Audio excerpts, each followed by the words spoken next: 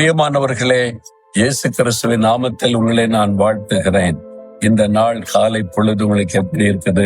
நல்லா இருக்குதா? சுகமா இருக்கீங்களா?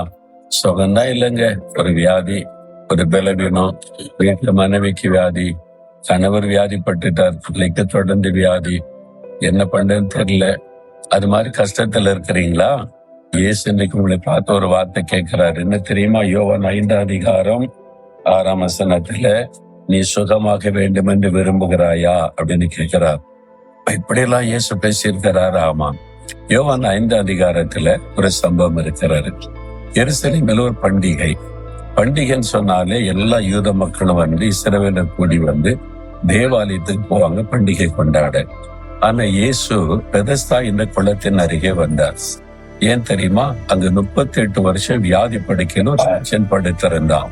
அவனை குணமாக்கவே வந்தார். அந்த மனிதனை இயேசு அற்புதமாய் சுகமாக்கினார். 38 வருஷ வியாதியை மாற்றி குணமாக்கினார். அந்த அற்புதம் நடந்த இடம் தான் இது. அதாவது பெதஸ்தா குளம் இருந்த ஒரு இடம். இயேசுவின் நாட்களில் இந்த இடத்துல ஒரு பெதஸ்தா குளம், பெரிய குளம் இருந்தது. 5 மண்டபங்கள் இருந்தது. இந்த மண்டபங்கள்ல அநேக வியாதியஸ்தர் படுத்திருக்காங்க.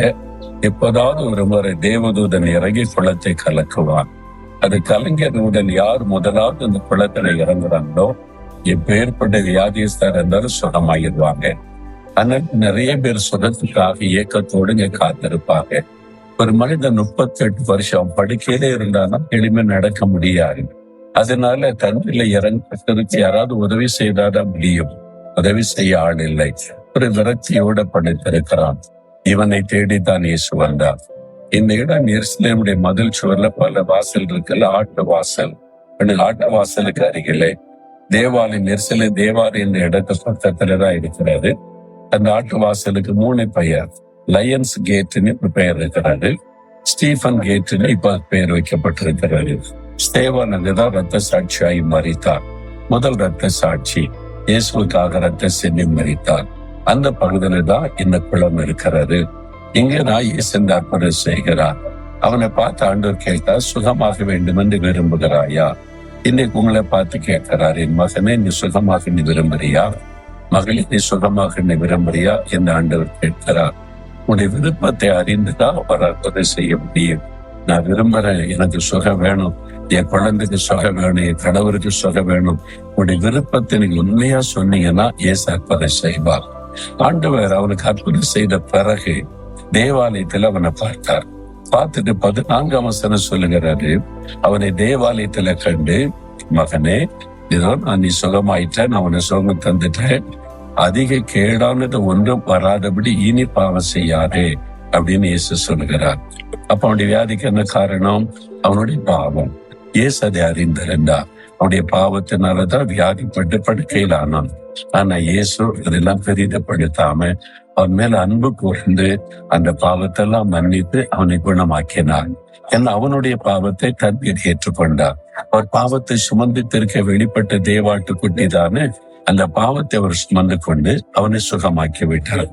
இப்ப சொல்லுகிறார், இனி பாவம் செய்யாதே மகனே, நீ பாவம் செய்து அதிக கேடானது உனக்கு வரும் என்று எச்சரிக்கிறார். பாத்தீங்களா? அப்ப இயேசு பாவத்தை மன்னிச்சுட்டார், சுகம் கொடுத்துட்டார்னா அதன் பிறகு பாவம் செய்யாதபடி ஜாக்கிரதையா இருக்கணும். இல்ல இயேசு எல்லாத்தையும் மன்னிச்சுறாரு, இஷ்டப்படி இருக்கலாம் அப்படின்னு தப்பா நினைச்சிடக்கூடாது. அதிக கேடானது வரும்னு ஆண்டவர் எச்சரிக்கிறார். அப்ப இன்றைக்கு ஒருவேளை உங்களுடைய பாவத்து நிமித்தம் வியாதி வந்திருக்கலாம். உங்களுடைய பாவம், சாபம், ஏதோ ஒரு மீறுதல் நிமித்தம் அது உள்ள ஆண்டவரே என்னை மன்னிச்சிருங்க, என் கணவரை மன்னிச்சிருங்க, பிள்ளையை மன்னிச்சிருங்க, என் குடும்பத்தினுடைய பாவ சாபத்தை மன்னித்து சுகம் கொடுங்க அப்படின்னு நீங்க ஒரு வார்த்தை சொன்னா போதும், அவர் மனம் உருகிடுவார், இறங்கி ஒரு அற்புதத்தை செய்வார். இன்றைக்கு உங்க வீட்டுல ஒரு அற்புத சுகம் உண்டாக போகிறது. அற்புதத்தை பார்க்க நான் விசுவாசிக்கிறேன். இந்த இடத்துல 38 வருஷ வியாதியஸ்தனை குணமாக்கிய இயேசு இப்ப உங்களை தொட போகிறார். நீங்க வியாதியுடன் இருக்கீங்களா? கை வைத்து செல்வீங்க. உங்க வீட்டுல யாராவது வியாதியோடு இருக்காங்கன்னா அவங்களை நினைத்து விருப்பத்தோடு செல்வீங்க. இயேசுவேன்னு சொல்லுங்க. இயேசுவே பாவத்தை மன்னித்து சுகமாக்குங்க சொல்லுங்க. அற்புதம் நடக்கும். தகப்பனே, சுகமாக வேண்டும் என்று விரும்புகிறாயான்னு கேட்டு அந்த மனிதனுக்கு அற்புத சுகம் கொடுத்தீங்களே, இந்த மகளை பாருங்க, இந்த மகனை பாருங்க, வியாதியினாலே பாதிக்கப்பட்டு கலங்கி வேதனையோடு ஜெபிக்கிறாங்க. இன்னைக்கு வியாதியஸ்தரை கண்டு மனதுருகி தொட்டை குணமாக்கினீங்களே. நான் வியாதி படுக்கையில் கிடந்த போது என்னை தேடி வந்து சுகமாக்குனீங்களே.